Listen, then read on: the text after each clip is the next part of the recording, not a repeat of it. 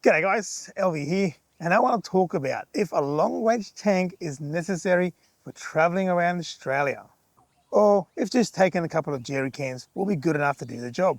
I'll also be talking about steel versus poly tanks towards the end of the video, so stick around because the results might just surprise you. So the info I'm sharing in this video is gained from my experience of using long range tanks and jerry cans over the last 20 years. And even more so since I've been traveling with my family around Australia with a caravan for 5 years and a few big trips in between all that. I also want to say that this video is not sponsored and any brands that I mention in this video have no input or influence over what I am saying. Firstly, let's get it straight. If you're just sticking to the main roads, highways and main towns, you definitely do not need to extend, or most likely don't need to extend your range depending on how far you get.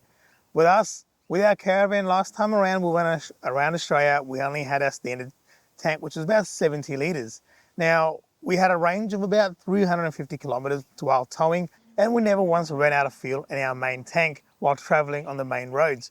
We did take a couple of jerry cans and filled them up as necessary when we're heading a bit further away, a bit more remote, such as to Steep Point or Dirk Hartog Island. And to be honest, Dirk Hartog Island even has a fuel resupply. You just have to organise it ahead of time. So we probably could have got away without even using it there. But in saying that, I am now onto my third long range tank over the last 3 cars. So that speaks volumes over how good long range tanks really are in some situations like we're in right now. Now, before I start harping on about how good long range fuel tanks have been for us, there is a few cons we need to get out of the way. One of them is cost. I've just had to go through the whole process again of getting another long range tank installed in our new Ranger.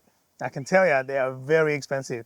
Starting from 2,300 to 2,800 is the quotes I've been given to supply and install a long range tank. And that's including certification in Queensland, because in Queensland, to change your fuel tank, you need to have a blue plate or a mod plate. Having said that, however, the Brown Davis long range tank that I have in my car was only $1,368 to get brand new from them directly. And so if you are pretty handy on the tools and willing to give it a crack yourself, you can save yourself a lot of money. I'm talking over $1,000 here. And if you want to have an idea about what it's like to install the long range fuel tank, I've just done an install video about installing our Poly Brown Davis long range fuel tank into our next gen Ranger, which is live on our channel right now.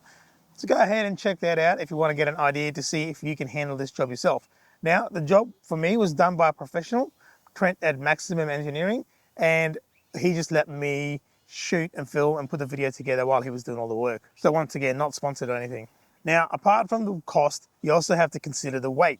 A steel Brown Davis long range tank for the Ranger is upwards of 47 kilos empty. Standard tank is about 10 kilos. May not sound like a lot, but when you have got a touring setup like we have for our full-time traveling, now that is everything that we own in our ute and caravan right now. So that kind of means we have to maximize every kilo that we carry. So 47 kilos can be quite a bit of weight, considering you can get the same fuel range with 4 jerry cans at about 7 kilos, under 7 kilos for all 4 jerry cans, and only $160 if you buy them brand new. However, one of the biggest advantages of having a long range fuel tank over carrying jerry cans is simply that the fuel you're carrying is pretty much in the ideal place it could be. It is between the axles and down low, meaning in our case actually it improved our sense of gravity. And of course now I don't have to worry about where to store the jerry cans. Whether they're empty or full, they have to be stored somewhere. In the wagon, in the tray, in the canopy, on the roof, they take up precious space. But having said that, just because you have a long range fuel tank doesn't mean you can't carry jerry cans as well for that extra extended range like you might need doing the Canning Stock route or the Madigan Crossing or those other big remote trips. For example, with our MR Triton, even though I had a 138 litre fuel tank, I still took 20 litre jerry can just for emergencies in case of leaks or to share with other people if they got into trouble too. Even after doing our 595 kilometre crossing from Birdsville to Mount Eyre, I used up 110 litres, meaning I had just over 20 litres still left in the fuel tank. It was still nice to have that extra little backup emergency fuel in case. Another great thing about not having to rely on jerry cans is that, let's face it, most of the times we're using jerry cans to extend our range, we're going to be off the bitumen. We're talking dusty dirt roads, beaches, dirty environments where the fuel can is going to get dirty, because for me at least, it sits out on the back of the tray, exposed to all of weather, water and dust and everything. And when transferring from jerry cans to the ute tank, there's always a chance of fuel contamination. And of course there is also the point of having to manhandle those heavy and sometimes dirty jerry cans every time you're topping up the main tank. Now when it comes to steel versus poly, if you're lucky enough to have a choice between the two for your vehicle, this is what I think may be of consideration to make your mind up.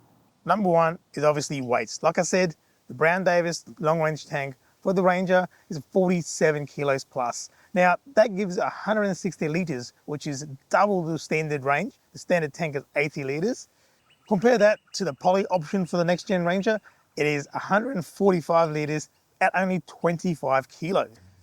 And to make it even harder to choose between, they cost exactly the same amount, at least from Brown Davis anyway. The steel tanks, however, are made to be rugged and strong and durable to handle the harsh conditions of outback touring and off-roading.